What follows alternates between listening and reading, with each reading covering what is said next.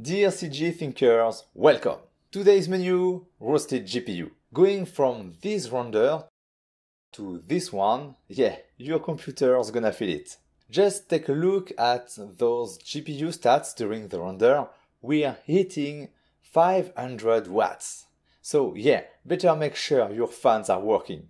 CG South, share our knowledge, grow together.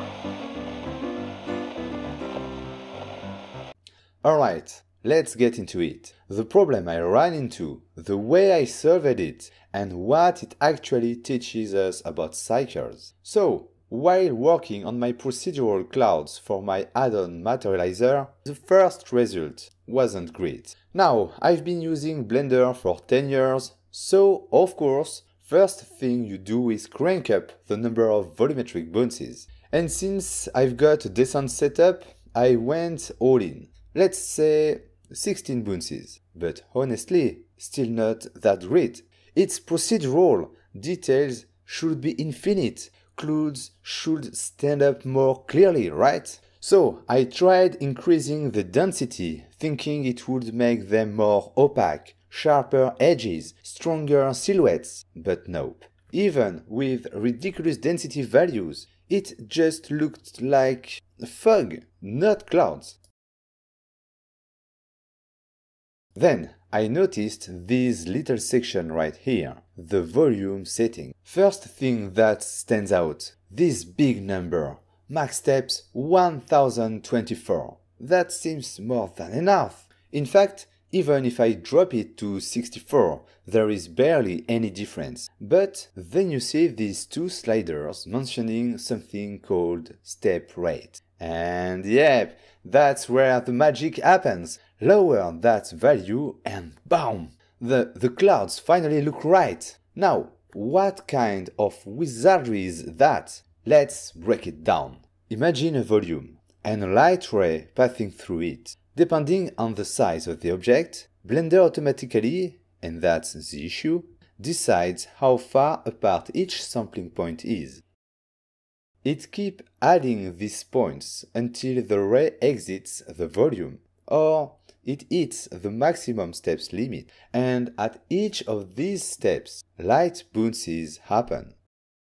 The problem is, if your object is large, the distance between two automatically computed steps can be way too big compared to the level of detail inside the volume, meaning Blender just skips tons of tiny variations that never get calculated. By lowering the step rate, you make the distance between sampling points smaller. That reduces missing data and gives you way more detail. In my example, you can now see that all the volume information is finally captured along the ray's path. And that's the exact moment your GPU starts melting. To spare it a bit, let's ask yourselves, do we really need all those sampling points? Because the deeper you go inside the volume, the less each point actually matters visually. For my clouds, beyond about halfway through their thickness, what's behind that doesn't really change how they look. That's why, in my render, I reduced the max steps to just 74.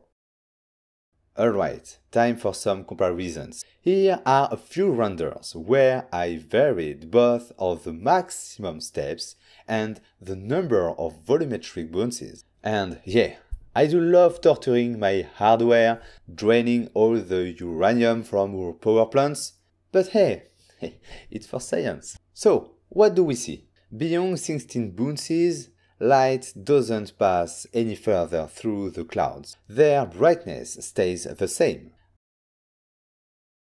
As for the maximum steps, increasing them improves detail up to a point. But after about 16, there is no visible difference anymore.